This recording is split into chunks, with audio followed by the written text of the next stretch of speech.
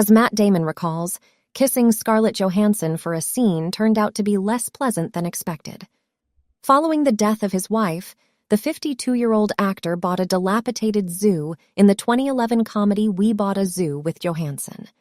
Damon made the confession during a game for LadBible, where he and his Oppenheimer co-star Emily Blunt had to say whether they agreed or disagreed with a statement. The topic of kissing co-stars came up when the actors were posed with the statement, "You should tell someone if they have bad breath." The actors agreed with the statement and said instead of telling a person they had bad breath, they would ask if they wanted some gum. Damon then went on to tell the story about kissing Johansson while shooting We Bought a Zoo, joking that it was hell having to kiss her. "Can you image how horrible that was for me?" he said. "We went to lunch and she and I both thought it was over. She ate an onion sandwich for lunch and she came in and Cameron Crowe had set the camera up and it was a tight shot of the kiss and she goes, 'Oh shit, I literally just had an onion sandwich.'"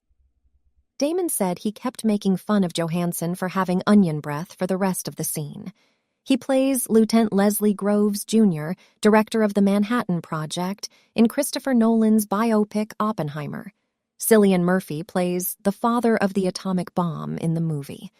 "This is going to sound made up, but it's actually true," he told his colleagues in a conversation for Entertainment Weekly. "I had not to get too personal negotiated extensively with my wife that I was taking time off. I had been in Interstellar, and then Chris put me on ice for a couple of movies, so I wasn't in the rotation."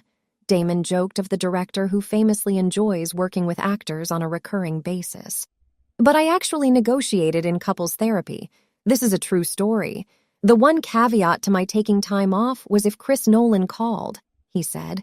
"He never tells you whether or not he is working on anything. You just get a call out of the blue from him. So it was a moment in my household."